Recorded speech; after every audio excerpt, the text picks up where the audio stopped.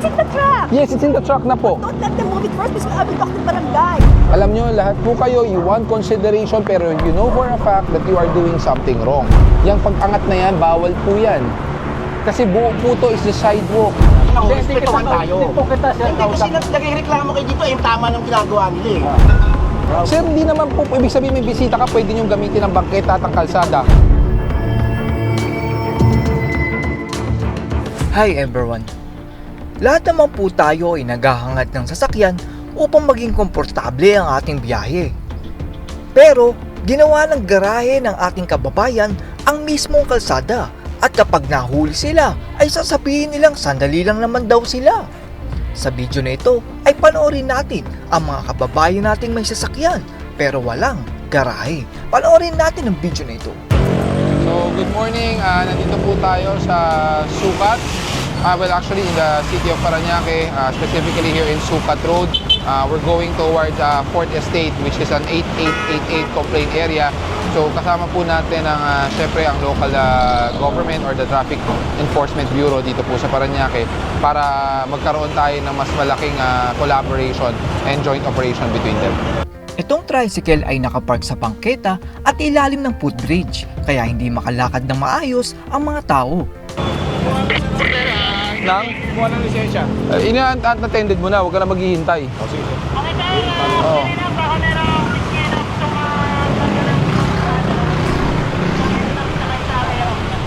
Sumunod naman si tatay nung pinaalis siya dahil nakaharang siya sa kalsada. Tay, paalis na po ha, para hindi po tayo nakaharang. Pinagbigyan naman sa huling pagkakataon ang paggawa ng refrigerator. Marahil ay dama ni Sir Gabriel Go ang hirap ng buhay at kung gaano kahalaga ang kikitain ng ating naghihirap na kababayan. Ayun na po yung truck ko, may karga Sir, nakikiusap po ako. Ito yung... Bakit po nasa bangketa? Yan po i-deliver. Hindi po, kahit di po i-deliver, talagang puno po yun dito. Lagi niyo tinatambakan tong bangketa. Bakit alam ko? Kasi dinadaanan ko po kayo kaya alam ko. Pasensya na po, ayun lang po, sir. Hindi po ngayon, kaya sinasabi ko niyo ma'am, alam kong hindi ngayon kasi lagi po dumadaan. Pasok po lang kakanan, masakos na may... Yun po talaga, sir. Pangalawang, sumunod pag bumalik ako andyan, kukunin ko lahat ha. Lahat ha, kukunin ko. Apo, salamat. Thank you, sir. Yeah. Pasok nyo ngayon na. Apo. Eh di pagbalik mo sa customer, sira na ulit kasi basa sa ulan.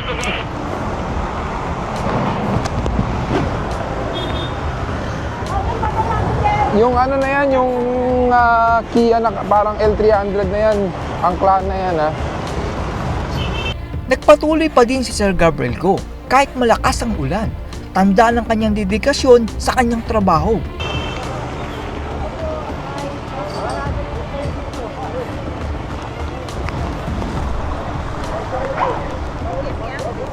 So, nandito po tayo sa area ng 4th Estate, which is an 8888 complaint area. So, kahit umuulan, tuloy naman po ang ating operation dahil unang-una, yung parking rules and regulation dapat sinusunod pa rin po yan kahit umuulan. So, whatever the weather is, dapat sumunod po tayo. Hindi naman po maayos ang pagpark ng sasakyan ng ginang dahilan kaya na ito ang kanyang sasakyan. Ako lang nainip yung makina ko, simbahan ako sa Dalir. You have to check with the video how long have you been there. It's less than 10 minutes, that's for sure. I just arrived, I'm sure. Less than 10 Of course, minutes. I'm so sure. 5 minutes na po ang humanitarian consideration na binibigay. You should check with them. I'm not sure. Ando po yung video, you can check with them po. It's not less than 5 minutes. If it's less than 5 minutes, I'll tell them it's okay. No. You have to check on the video. Wala akong pinagbibigyan ha. Sabi ko, tingnan lang yung video ha, yung babaeng naka-pink. Wala akong pinagbibigyan. Ang sinasabi ko lang, tingnan niya sa video natin.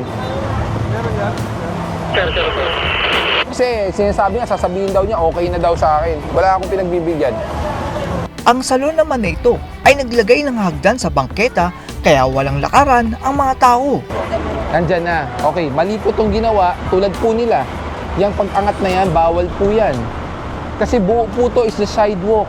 Sabihin yung mga nagagawa ng motor dyan. Bawal, yes. Alam nyo kung saan galing po ang complaint sa area nyo? Galing pong 8888, which is the Presidential Complaint Hotline. Pag meron pong bumabang complaint, tapos we turn it over to the barangay, sila na po ang magme-maintain. Ang ginang naman na ito ay nagbibilang daw siya ng pera sa simbahan, pero hindi po dahilan ng simbahan para payagan kayo na basta lang kayo magpark sa kalsada at kayo pa ang may ganang magalit. Kuya, Ano po yun?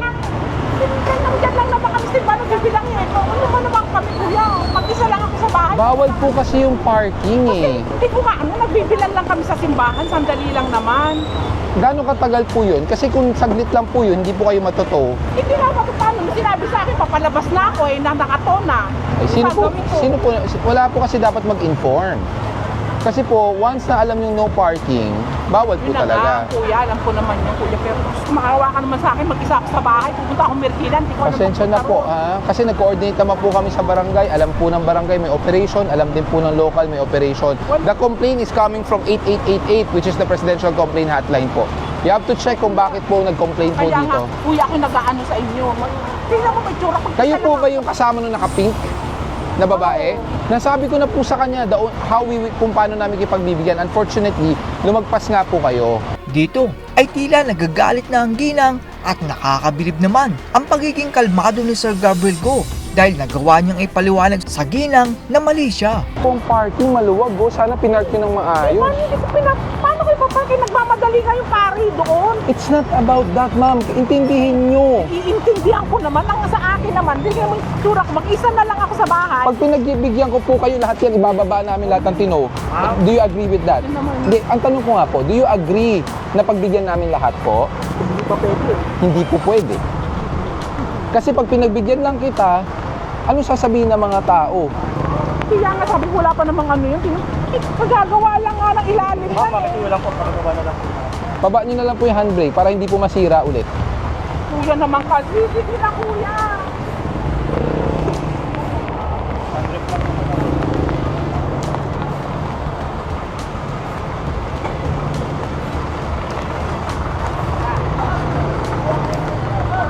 Bumalik naman ang nakapink na ginang kanina at kahit alam niyang mali ang pagpark nila sa kalsada ay pinagpipilitan nilang pagbigyan sila. Dapat inunan yung corner and be honest. Please. People like so happy when I was the first car. Wala po tayong magagawa. Lahat na lang gusto nyo pagbigyan namin kayo. But you guys already know na mali yung ginagawa nyo. Actually, I did know this is not because every Sunday we're here, must be parked here. Pag Sunday lang po siguro pinapayagan. Unfortunately, we asked the local. Where's the local? I will talk Andyan po, you to can, the barangay. Who's the barangay here? Hindi ko po alam. Andyan po yung barangay kasama Teka, namin. how much is it bang going to ano? How much? I cannot answer you because meron po yung starting rate plus meron po ano yan. Can you show me who the barangay is? Hindi ko po kilala. Basta nandyan lang po. Naka-uniform naman po sila. What color is the uniform? Green. Please don't get it first, please. Hindi This po- is 2 minutes for hindi that, po please. kami 2 minutes, I was makakapagpintay. here. And then they took another picture 4 minutes. See? No. 2 minutes, I was here. Namin eh. Para mainit ka natin ako yung malalimutan. Hindi na kuya. Alam nyo, lahat po kayo, you want consideration pero you know for a fact that you are doing something wrong. You want always to have the extended courtesy Hindi ako pero nagpapark mali dito. naman po. Nais ko lang yung pera kasi nga yung bilangin namin. Yun nga po, hindi kayo nagpa-park. Bakit kayo nakapark po ngayon? Sandali nga lang nga yung inano namin yan. Ako kakausap sa barangay dito. You can ask, andyan po sila eh. Hindi, Don't leave the car for Hindi please. po, No, hindi wait, po. give him instructions not to remove the car. No, I cannot give Not the... to move the car, just in the truck. It's in the truck. Yes, it's in the truck na po. Don't let them move it first because I will talk to the barangay. Now, Ma'am, nonetheless, kahit you talk to the barangay, ang magiging ano lang po I ng will barangay, pay the may complaint. penalty. It's I not... will pay the penalty, but I will pay the penalty, but I can't go to Marikina. Ay, hindi po. Bawal po yun. There's a protocol na sinusunod. Kaya nga kuya, May reference inaano number naman na po namin yan, sila, ha? Wala kami. Ang lalaki naman ay naglagay ng mesa sa kalsada dahil may bisita daw sila. Na po yung system na ano, Yan tayo, alam mo, mahirap na po kami. Mahirap ng kuhan. pare-pareho tayong taga dito. Sige po. Pero ho, sana ho, Hindi respetuhan tayo. Hindi po kita sir Hindi kasi kausap. nagreklamo kayo dito, yung tama ng ginagawa nila eh. Huwag mo kayong magreklamo kung tama Kapababa lang ginagawa ako nila. ng misa. Hindi lang po sa bangkita ng misa sir. Naintindihan niyo po sir. Kami na napiperwisyo, Hindi tandaan po, nyo. sir. 55 years na ho ako rito. Sir, mawalang galang na. Ang lamisa hindi po sa bangkita. Naintindihan ko. Matagal ko na po sinusubayban si Gabriel Go, si sir. So- Nasubay, bawat taga sa bangkitang lamisa. Baka pwede naman po, hiniram ko lang po yun. 1.5 po ang... Tay, pag na-check ko pong nasa bangketa, paano po?